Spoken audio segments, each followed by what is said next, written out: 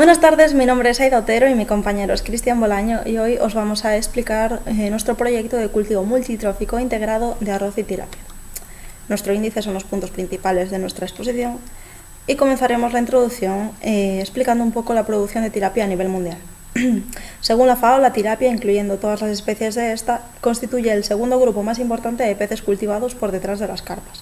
Nuestro trabajo se centra en la especie Oreochromis niloticus, o también llamada tilapia del Nilo. Como se puede observar en las dos gráficas, desde que comenzó su producción en los años 80, la tendencia es ascendente, aunque en estos últimos años se está estabilizando. Por países, el principal productor de esta especie es China, seguido de cerca de Indonesia, y los principales importadores son Estados Unidos y Arabia Saudí.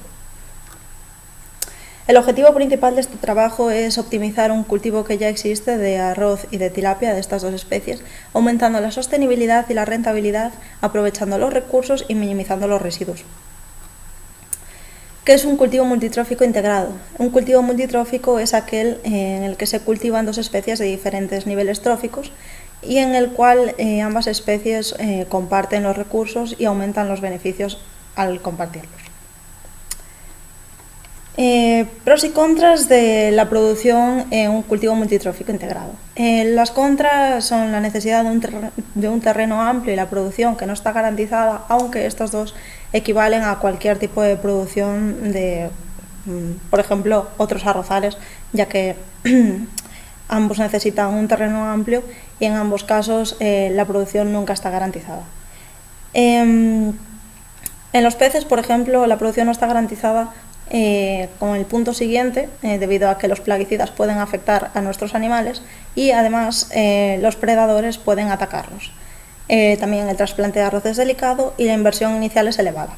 Como puntos positivos, cabe destacar que esta inversión inicial es elevada, pero no tanto como podría ser en otro tipo de cultivos con instalaciones más costosas.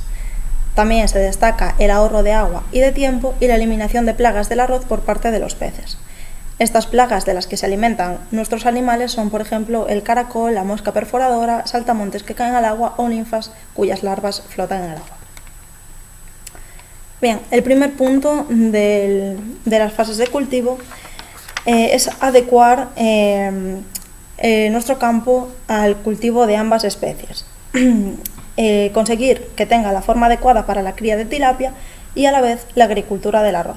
Una vez que se lleva a cabo el arado del arrozal, como podemos ver en la imagen superior, se deben cavar trincheras, las zonas más profundas en las que viven las tilapias y en las que se refugian en caso de que el nivel del agua baje, y se separan con diques, que separan también asimismo los arrozales, que son las zonas en las que podemos observar las plantas.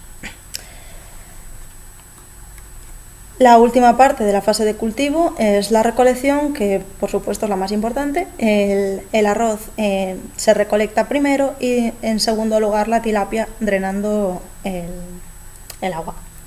¿Por qué la tilapia y no otra especie?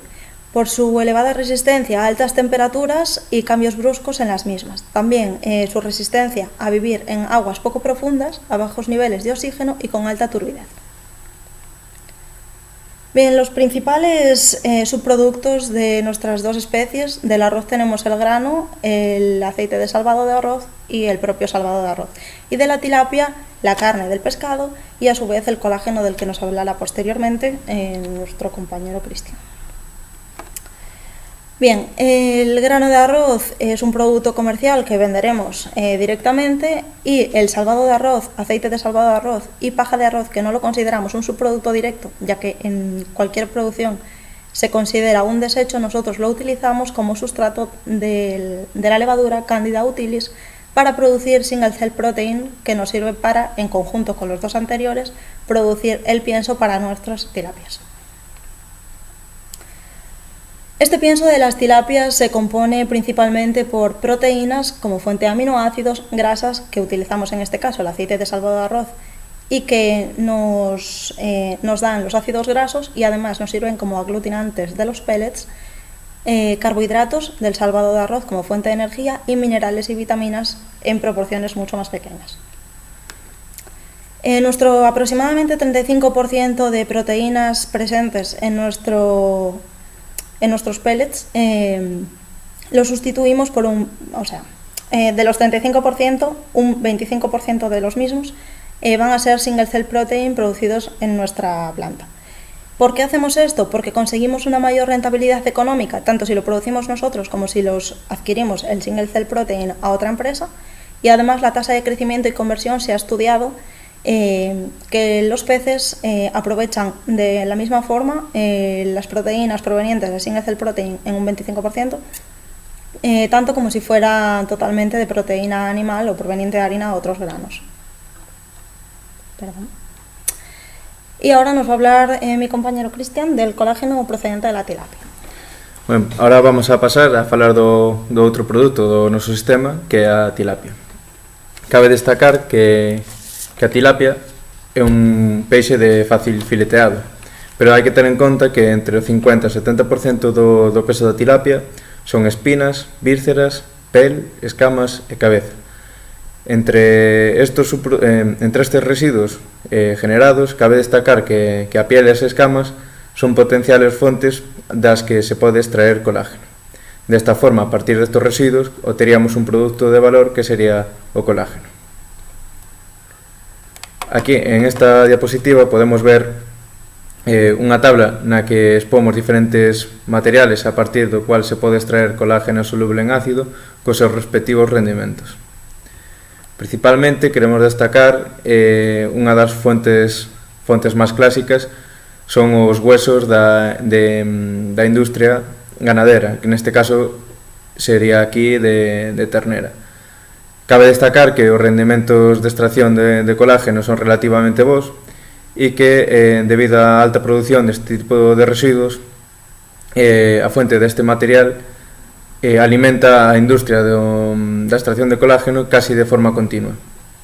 Sin embargo, hai certos contras, como por exemplo que certos consumidores non poderían usar este tipo de colágeno por creencias religiosas.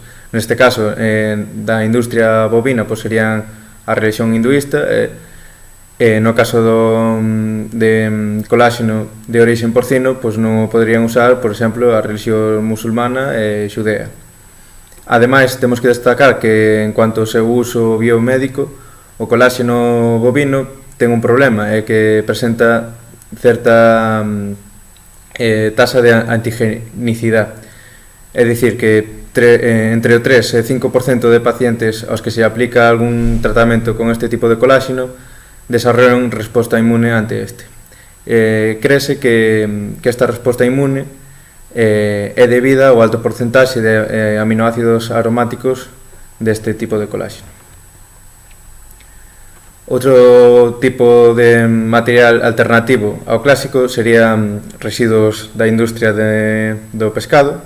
Por exemplo, aquí ponse de exemplo as escamas desta especie de salmonete, pero cabe destacar que, como contras, pues, este tipo de residuos proveñen da pesca extractiva, a distribución desta especie é moi limitada e o rendemento, como podemos ver, para as escamas é relativamente baixo. Seguindo na mesma liña de obtención de colágeno a partir de residuos da industria pesqueira, pois temos a piel de cobia. Este tipo de material presenta un alto rendemento de extracción de colágeno, ademais de que desta especie pode obter mediante técnicas de acuicultura. Sen embargo, respecto á tilapia, esta especie necesita mellores condicións de cultivo e o ratio coste-beneficio é menor que o da tilapia. Isto é debido a que, aínda que o precio de venta da cobia sexa moito maior, os costes de produción tamén son maiores, cousa que na tilapia é todo o contrario, os costes de produción son moi baixos.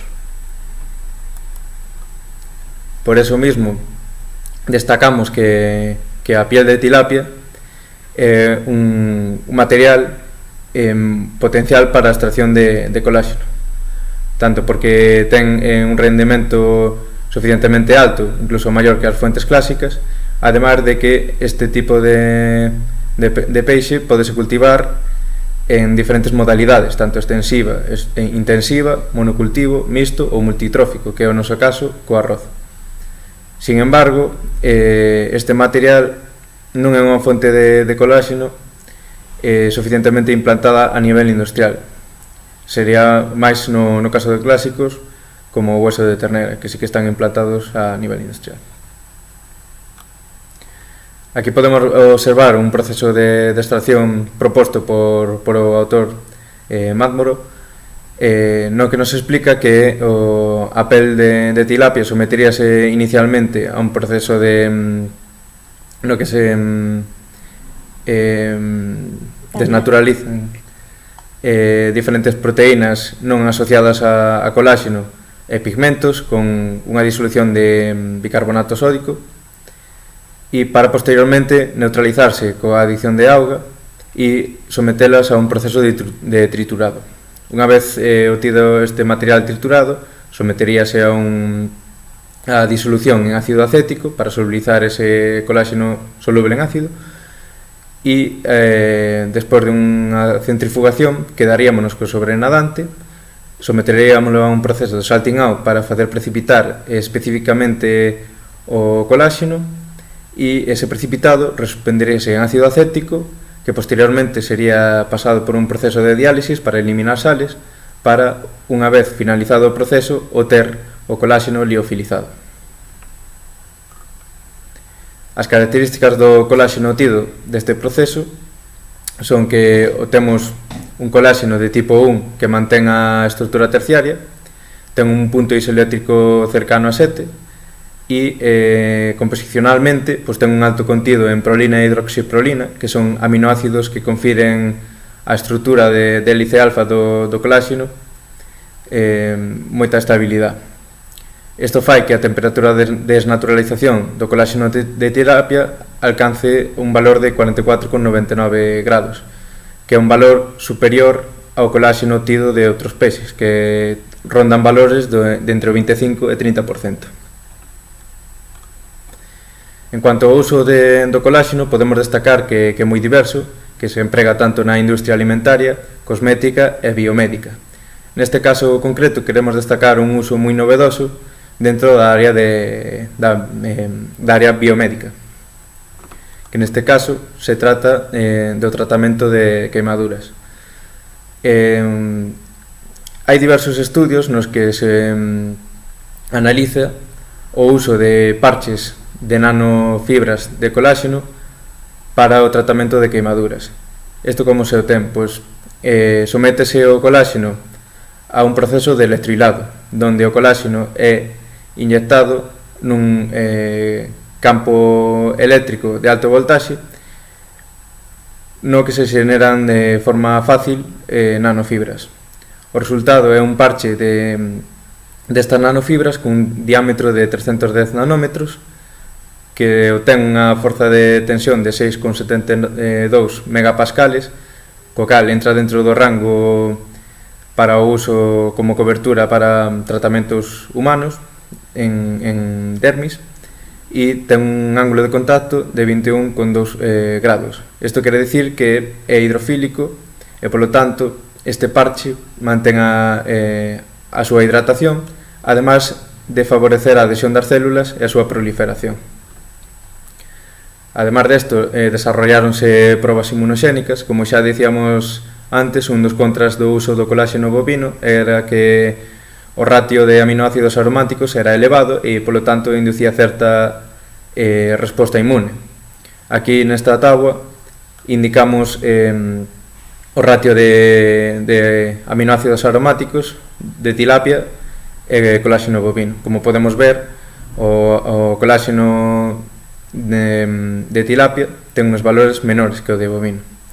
En base a esta observación, realizáronse máis estudios inmunoxénicos, como os que vemos aquí nestas gráficas, nos que se nos indica a viabilidade celular dos queratinocitos sobre este parche, así como a expresión de inmunoglobulinas G e M e os niveles de linfocitos CD4 e CD8. Como podemos ver nestas gráficas, non hai grandes diferencias respecto aos controles, polo tanto, conclúese que este parche de coláxeno de tilapia non induce resposta inmunolóxica. E finalmente, podemos ver probas deste parche de coláxeno sobre feridas realizadas en ratas, respecto a un control no que non se aplica unha cobertura e respecto a un recubrimento comercial e que xa se usa clínicamente, que é o Caltostat. Como podemos ver, o parche que xeraron de nanofibras de coláxeno obtén resultados similares e incluso mellores que o comercial Caltostat. Polo tanto, conclúese que o uso deste tipo de parches é viable a nivel comercial. Como hemos podido observar, nuestro sistema de producción propuesto es mucho más rentable porque utilizamos tanto nuestros residuos como todos los beneficios posibles de nuestra producción. En cuanto á pel de tilapia, podemos concluir que constituye unha fonte alternativa rentable de coláxeno e este coláxeno obtido pode empregarse para usos novedosos como, por exemplo, o caso do tratamento de queimaduras. Y aquí presentamos nuestro ciclo de producción, un esquema bastante simple para poder observar el conjunto de los pasos que llevamos a cabo para producir todos nuestros productos finales. Y hasta Estas aquí. son las referencias. Muchas gracias por tu atención, Ángeles.